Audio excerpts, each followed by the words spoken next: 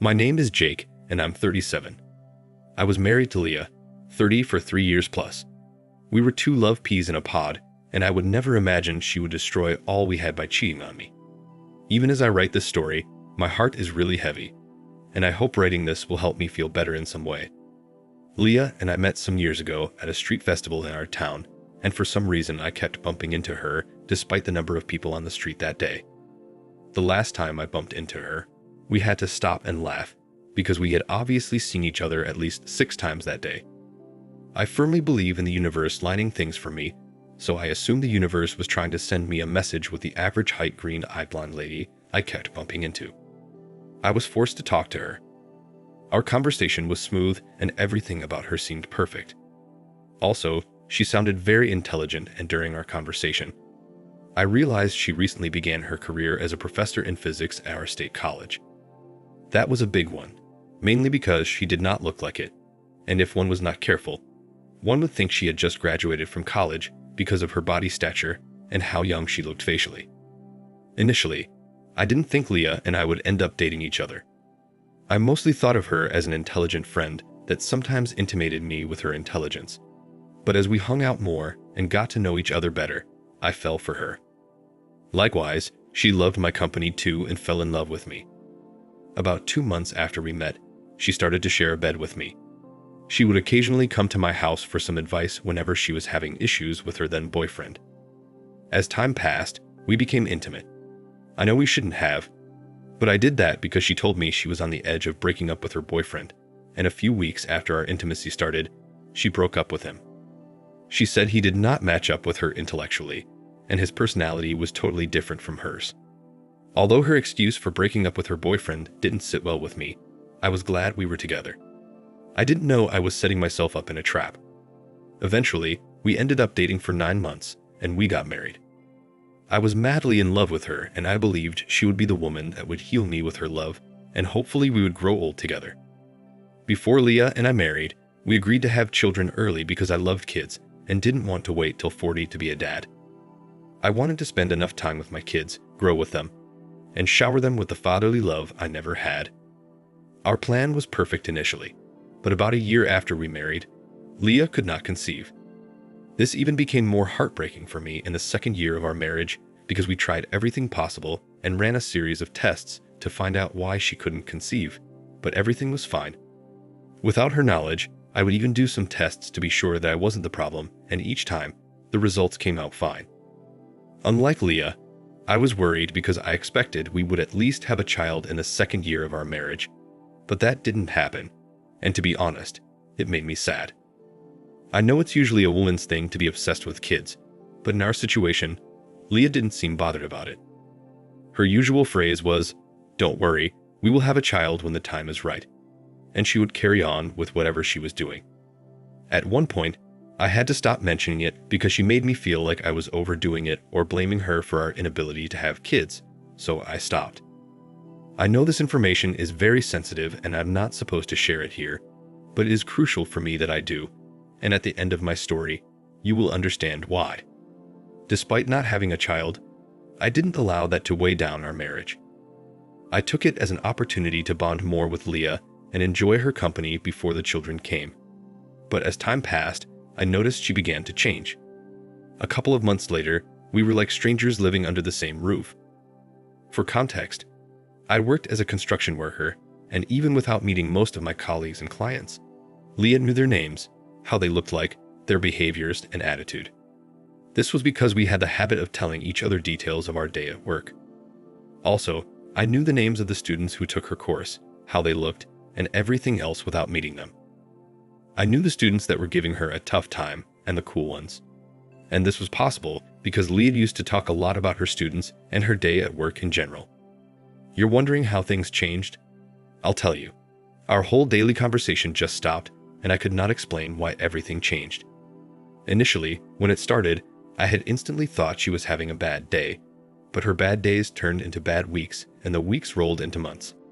We could go weeks without bonding like we used to, and if I tried to start a conversation, she would either say that she was busy at the moment, or we would talk later, which never happened. As if that wasn't enough, our intimacy was reduced. It got to the point I started begging to touch her, but no matter how much I tried, she would never agree. Instead, she would get offended and walk out of the bedroom. Whenever she did, it was a slap on my ego, and it would break my heart at the same time. I felt she was denying me my husband's rights, and she was trying to avoid us having a child. But because I loved her so much, I was patient and tried not to make a big deal out of it. As funny as it sounds, I believed she would realize she was pushing me away and would try to make things right, but that never happened. Instead, she grew more distant, and we almost became beefing roommates because our communication dropped terribly. At this point, you might be thinking I should have done some investigation to find out why she suddenly changed. But I didn't. I was blinded by love and wanted things to work out between us. I made a compromising decision to show how desperate I was to make things work out because I thought it would change things between us. I had a conversation with Leah, and I told her it didn't matter if we had a child or not, and if she wanted, we could spend the rest of our lives without a child, which seemed to cheer her up. For the whole week, she changed a bit and her intimacy returned. Even though it felt as if I was forcing myself on her, it was better than nothing. A week later, she returned to her cold, distant self. It was almost as if she was faking the new change for only a week, and as soon as she was done, she took off the happy change Leah's mask. This was very frustrating for me. It affected me at work and affected my ability to sleep. When I hear how couples say they can go a whole week without connecting or talking to each other while living in the same house, I wonder how they do it because in my situation, it was taking its mental toll on me. On the other hand, Leah didn't care. She would return from work in a great mood, make dinner or lunch for herself, focus on her books and laptop for the rest of the evening, and whenever she was tired, she would go to bed.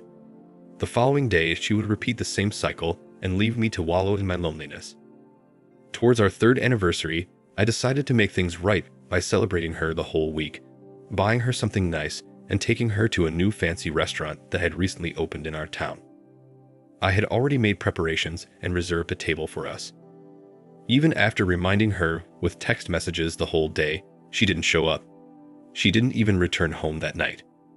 She claimed she slept off at her fellow professor's house while in the middle of a project they were working on. That was the last straw that broke the camel's back for me. I had had enough already. I was emotionally drained, mentally sick, and tired of everything happening. Already, I had been battling with the thought of Leah cheating on me, but I chose to give her the benefit of the doubt.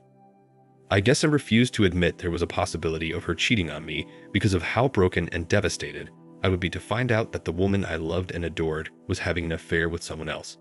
So, after everything that happened on the week of our anniversary, I did some dating, found one of those private investigators online, and hired him to see if Leah was up to something behind my back. While the private investigator followed Leah around, I tried to do some dating on my own. On the nights I knew she was utterly exhausted and deeply asleep, I'd use her fingerprint to unlock her phone and go through it. I had seen many stories of wives cheating on their husbands and how they found out by going through their wives' phones. So I searched for dating apps, checked her emails, both her personal and work email. I checked her social media, searched for contacts saved with suspicious names and emojis, and after minutes of searching, I could not find anything. The next day, when she woke up, I asked if I could borrow her laptop to do something, and she gave it to me with glee. I used the opportunity to go through her laptop, hoping to discover anything there, but she was as clean as a weasel.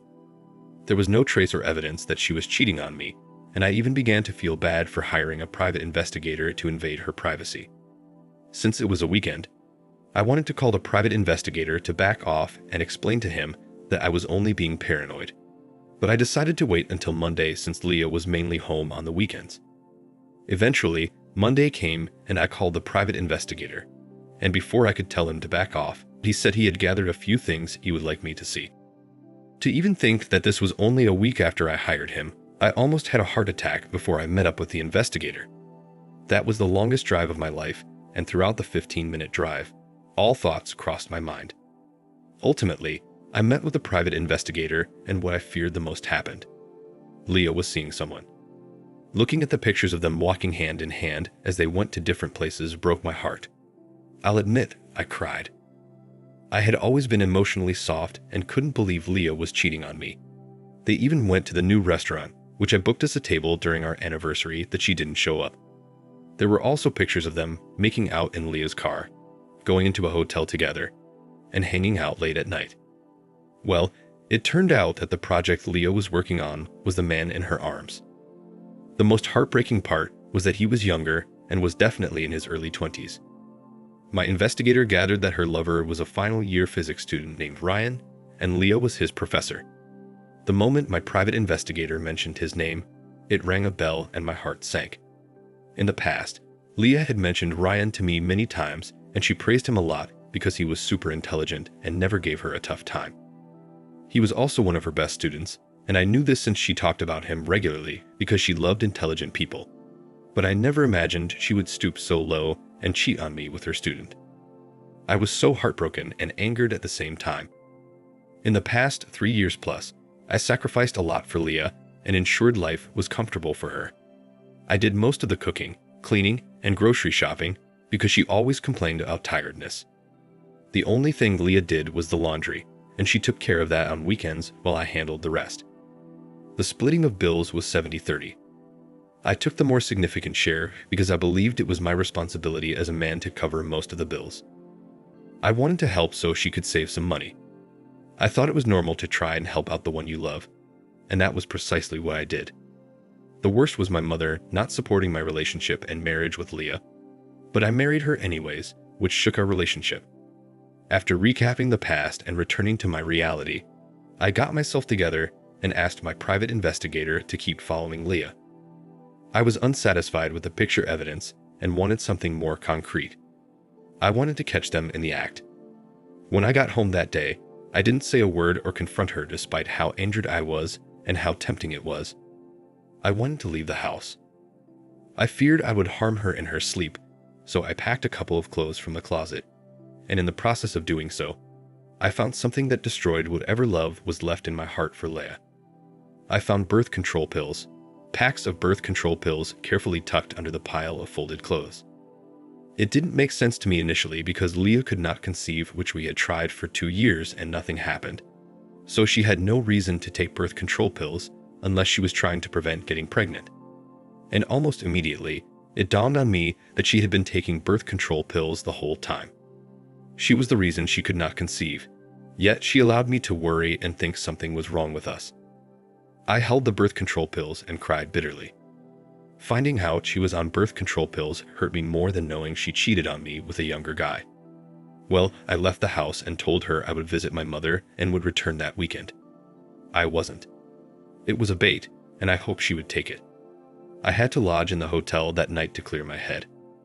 The following day, my PI notified me that he had been following Leah the whole afternoon, and it seemed like she and her affair partner were heading to my house. This was precisely what I wanted. I had seen videos of men bursting into their cheating wives, and I was ready to go all out on her. I spiced things up by promptly hiring a videographer and paid him to follow me. Shortly after Leah and Ryan arrived at my house, I arrived too, but I waited for them to settle. About 15 minutes later, I went into the house with my videographer. She never locks the front door, and I could bet on that, especially when she knew I wasn't coming home until the weekend. We crept to the room, and no one heard us because of the soft music playing in the living room. My stomach churned as I walked to our bedroom door, and without wasting time, I kicked the door open and made the videographer record Ryan standing behind Leah as they did it. The next minute, they were scurrying for their clothes like rats, and as soon as she wrapped her head around what was going on, she started screaming and yelling at me. I was so angry that I pulled her by the arm and threw her out of the house naked. Her affair partner managed to wear his pants, and he ran out before I could return to him. It was a terrible scene. She yelled and banged on the door, and the neighbors were forced to come out and see what it was. When she realized what she had done, she ran into the car and drove off with Ryan. Long story short, that same day, I forwarded all the pictures my PI gathered and the video from the videographer to the college she worked at. I got the idea from one of the many stories I've heard, and I knew how it would end, and things turned out as expected. The following week she was fired, and her dear lover was expelled in his final year. Leah kept blowing up my phone and promised to make my life miserable since I ruined hers, but I gave her no response. The only thing on my mind was how I was going to begin the whole process of divorce. I just wanted her to be out of my life for good. She returned home to pick some of her belongings, but I had no idea where she went. I used the rest of the week to look up divorce lawyers in the area and eventually found one. So I booked a meeting and went for the appointment. I made up my mind and filed for a divorce. A couple of days later, I met with Leah and gave her the divorce papers. She was stunned that I wanted to divorce her, and instead of signing it, she laughed and said she did me a favor by marrying me, and from the onset, I was too dumb for her. I swear that hurt, but I covered it up with a smile. I had never seen her for the beast she was. The part that really messed with my head was that she showed no remorse. Instead, she kept talking about how I was lucky to be with her, and how I wouldn't last a month without running to beg her to take me back. She didn't sign the divorce papers, she just took them instead. She said she was giving me time to get over my hurt feelings and to think about the mistake I was about to make, and then she left. The effrontery. She didn't know I found the birth control pills, and I didn't mention anything about it. I thought she would bring up her being sacked due to breaking the rules, but she didn't. She focused more on me coming back to her. A couple of months later, and with a lot of persuasion, she eventually signed the divorce papers, and we officially got divorced. But my story with Leah didn't stop there. I would not have believed it if someone had told me that Leah would break in a matter of months. The first time we met for her to sign the divorce papers, she acted tough, like she was the only existing woman on earth. But after we divorced, she turned into a new person. She kept blowing my phone and sent me multiple messages on Facebook. I was even forced to block her number and block her on social media, but that didn't stop her. A few weeks later, she showed up at my door, looking all miserable and in tears. Immediately, I opened the door and she saw me. She went on her knees and started to cry. She begged me to take her back, saying if I did, she would turn a new leaf. She went on to talk about how life had been hard for her without me in it, and how she had nowhere to stay, and her car was about to get repossessed if I didn't help her. She had lost her job, and due to her tarnished reputation, she wasn't getting any other work. She had wasted all her savings on her student boyfriend, shooting him in the best restaurant, and gifting him the fanciest clothes, and now she's broke. Seeing her there enraged me again, and I tried to shut the door in her face, but she pushed forward. When her first pleas did not work, she pulled a different card and said she had a confession to make. She exhaled deeply and explained that she could not get pregnant for the 2 years we had tried because she was on birth control pills. She said she took them because she was not ready to become a mother back then, but now she was ready, and if I take her back, she would get pregnant, and in a few months, we would have the child I've always wanted, and we'd be a big happy family. I allowed her to explain herself, and after she was done, I told her I already knew about the birth control pills she was taking. The expression on her face was worth framing. Before she could say another word, I told her that even if I could forgive her for cheating on me, I could never forgive her for making a fool out of me. I said she watched me as I worried for her and myself. I even prayed every night for us because I had run out of options, and prayer was the only thing left. I did many tests, yet she didn't say a word, and she kept repeating her dumb phrase, and I believed we were on the same page. I then told her it was partially my fault, as I should have suspected she knew something when she was acting less concerned, but I felt I was being paranoid. I asked her to get off my property and promised to have her arrested if she ever showed up again. That was the last time I saw her. I have been heartbroken in the past, but I've never been so let down and devastated. I guess it's just me now. I thought all the pain and anger would go away after I ruined her career, but nothing changed. I even felt more terrible too. Did I do right by ruining her career? I want to hope I handled the situation well. Thank you for listening to my story. Thank you for watching. Like and subscribe if you enjoyed the video. See you next time.